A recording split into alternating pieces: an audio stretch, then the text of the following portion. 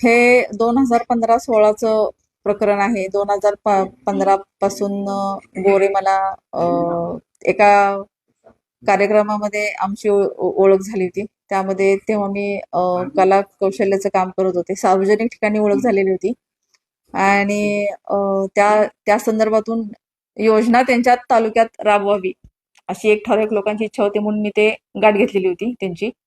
त्यानंतर त्यांच्या निवासस्थानी त्यांचा जो जनता दरबार भरतो तिथं त्यांना ती माहिती दिली होती स्कीमची. आणि त्यानंतर त्यांच्याकडून असे वेगवेगळ्या प्रकारचे काहीतरी त्यांना अपेक्षा होत्या माझ्याकडून, ज्या त्यांच्याकडून त्या सुरू झाल्या.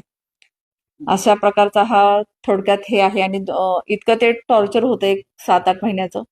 त्यानंतर साधारण 2016 मध्ये 14 ऑगस्टला त्यांनी मला व्हॉट्सअपला शिव्या दिल्या. मला आणि माझ्या आईला अतिशय अर्वाच्य भाषेतल्या शिव्या होत्या त्या.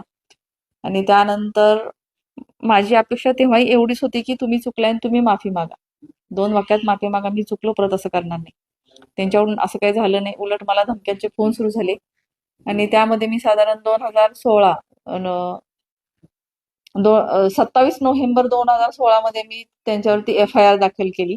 त्या FIR मध्ये त्यांना हायकोर्टाने जामीन नाकारला होता. आपल्या सातारा जिल्हा न्यायालयाने पण जामीन नाकारला. त्यानंतर ते 10 दिवस जेलमध्ये होता तो, आणि त्यानंतर त्याला जामीन मिळाला. त्यानंतर बाहेर आल्यानंतर 2 महिने